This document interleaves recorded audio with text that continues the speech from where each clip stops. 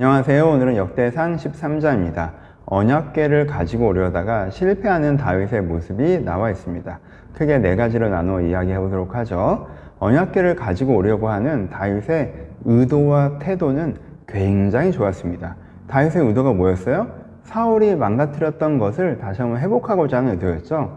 사울이 레위인과 제사장들을 흩어버렸는데 그들을 다시 한번 모이게 하고, 사울이 하나님께 묻지 않았는데 이제 하나님께 묻고자 해서 언약궤를 회복하려고 하는 것이었습니다.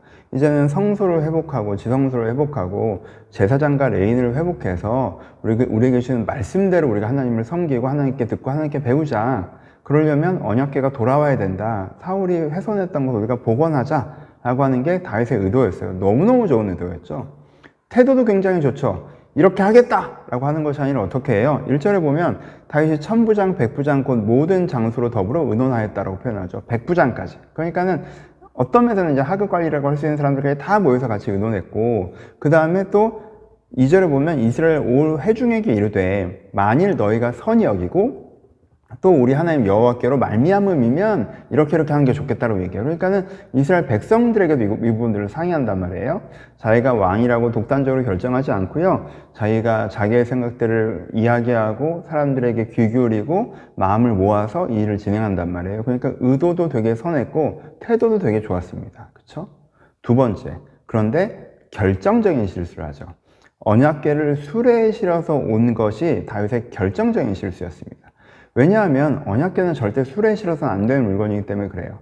언약궤는 이렇게 레위인이 어깨에 메고 이동해야 합니다. 왜냐하면 언약궤 자체가 어떤 성스러운 물건이 아니라 하나님의 의자이기 때문에 그래요. 그러니까 이방인들은 그것을 성물로 보지만 사실은 이스라엘 백성이 볼 때 이건 하나님의 의자예요. 언약궤에서 가장 중요한 거는 양쪽, 이건 다 레위기 때 얘기했죠. 이미 다 알고 있다고 생각하니까 편해요. 이 그룹들 사이에, 천사들이 하는 이 화살표 사이에 있는 시은소, 여기 하나님께서 임재하시는 게 언약궤란 말이에요. 그러니까는 언약궤는 언약궤 자체가 중요한 게 아니라 거기 하나님께 임재하시기 때문에 중요한 거고, 그래서 언약궤는 그 자체를 하나님의 의자라는 거예요. 그렇죠? 그러니까 레위인 네 사람이 이렇게 하나님의 왕의 가마를 이렇게 메고 가는 거예요. 누가 왕을 수레에다 싣고 갑니까? 수레에 실는 거는 죄인이나 수레에 싣고요, 물건이나 수레에 실는 거지. 그렇죠? 그러니까 이게 왕의 가마란 말이에요. 그러니까 이걸 수레에 실었다는 건 이들에게 굉장히 중요한 오해, 그러니까 무지함이 있었던 거죠. 언약을 제대로 이해를 못하는 거예요. 왕 대신 하나님을 제대로 이해를 못하는 거예요. 그렇죠? 하나님이 높으신 분이고 하나님은 높으신 분이지, 근데 이거는 그냥 하나의 물건이야, 성물이야. 하나님께서 하나님의 뜻을 우리가 가르칠 때 사용하는 물건이야, 성스러운 물건이야. 약간 이런 관점이었던 거죠. 그러니까는 이 언약궤에 대한, 성경에 대한, 그러니까 언약에 대한 미숙한 이해, 잘 모르는 부분이 있었던 거예요. 이렇게 되기까지는 역사적인 배경이 조금 있죠. 언약궤 역사를 살펴보죠. 언약궤가 왜 지성소 밖에 있습니까? 홈리와 비느하스, 사사기 때로까지 거슬러 올라가야죠. 홈리와 비느하스가 그것을 꺼내고 가져갔다가 뺏기잖아요. 그러니까 블레셋에 뺏겼다가 블레셋이 언약궤 때문에 큰 환란을 당하고 그것을 되돌려 보낼 때 어떻게 했어요? 수레에 실어서 보냈죠. 근데 수레가 곧바로 이스라엘 땅으로 가는 걸 보면서 정말 하나님이 이렇게 인도하시는구나라고 사람들이 고백했어요. 그러니까 보세요. 그 수레로 이동해서 여기에 왔단 말이에요.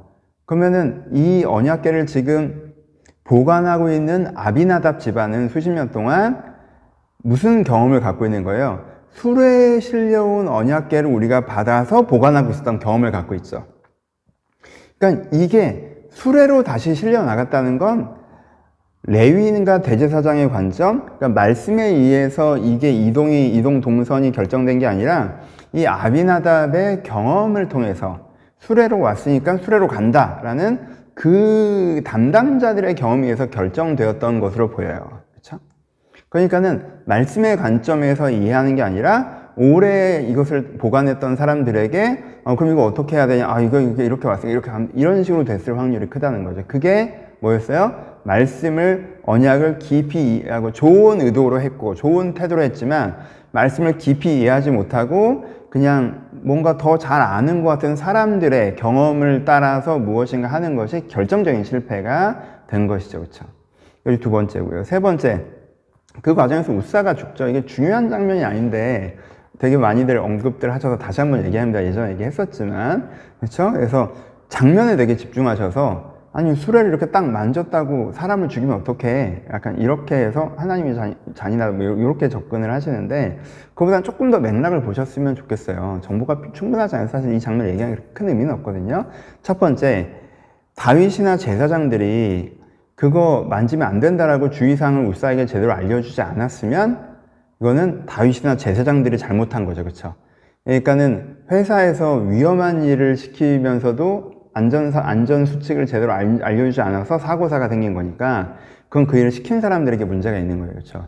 두 번째, 무슨 일이 있어도 절대 만지는 건 아니다 라는 걸 알려줬는데 우사가 그걸 잊어버리고 만져서 그런 거라면 자기가 안전 수칙을 제대로 숙지하지 못해서 생겨난 안타까운 사고사가 되는 거고.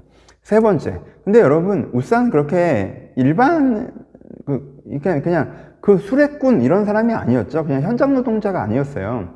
우사가 누구였습니까? 이게 세 번째, 의심 어린 눈에서 보면 이거 중요한 얘기는 아닌데 의심 어린 눈에서 보면 세 번째, 우사는 그냥 거기 일하는 사람이 아니었고요. 아비나답의 아들이었어요. 20년 동안 이 언약궤를 담당했던 집안의 아들이 지금 언약궤 가장 가까이에서 언약궤를 이동하는 것을 담당하고 있는 거죠. 그렇죠? 그러니까는 우사가 그냥 실무자 중에 한 사람, 뭐 사원 이급이 아닌 거죠. 딱 봤을 때.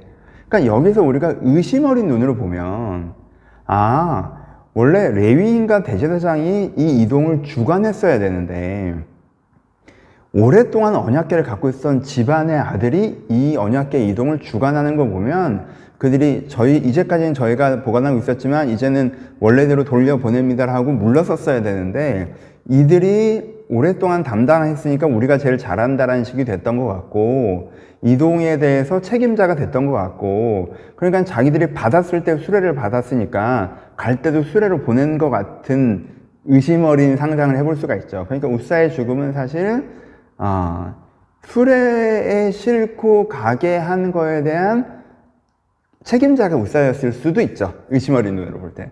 근데 제가 얘기하고 싶은 건 뭐냐면 모른다는 거예요. 그러니까 그냥 이 되게 어떤 맥락이 있어서 이게 절대 만지면 안 되는 물건이라는 건 팩트로 접근을 하셔야 되거든요. 그래서 이 만지면 안 되는 물건을 만져서 뭐 사고가 났다라고 했을 때 그것을 뭐 안 알려준 책임자한테 물을 거냐, 아니면은 그걸 알려줬는데도 숙지하지 못한 담당자의 안타까운 실수로 볼 거냐, 아니면 이 사람 자체가 이 큰 잘못에 책임이 있어서, 왜냐면 얘가 왜 이 이동을 다 담당하고 있지?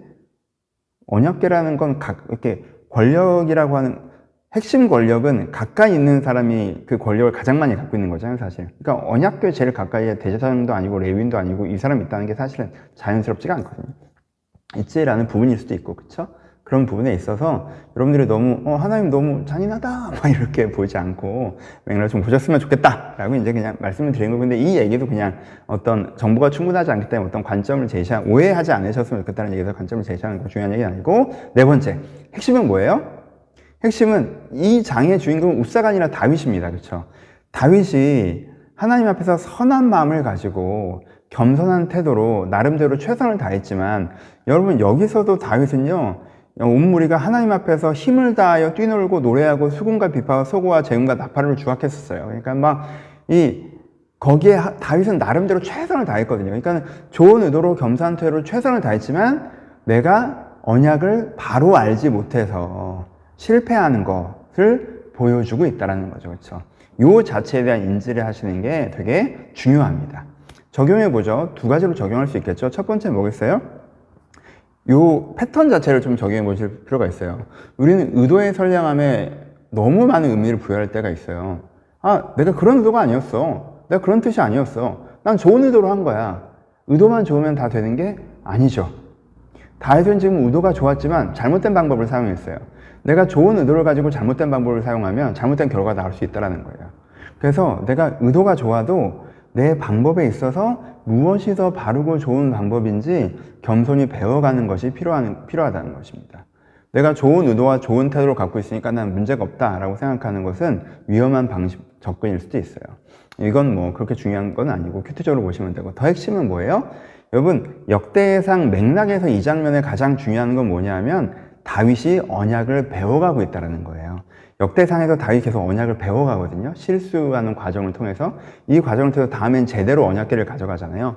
그래서 지금 다윗이 뭘 배워요? 하나님이 왕이시구나.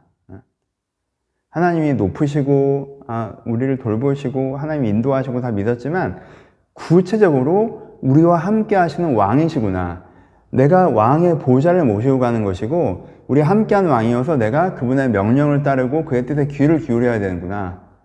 그러니까 내가 무슨 내가 그냥 할아버지 모시듯 내가 그냥 잘해드려야지 이게 아니라 하나님이 왕이셔서 내가 그분 앞에 주님의 뜻을 배우고 익히고 순종하고 실천해야 되는구나 하면서 내가 왕이지만 나의 왕은 하나님이시구나 라고 하는 그 명확한, 우리는 왕개념이 좀 약하긴 한데 명확한 언약의 한 단추를 배워가는 거죠.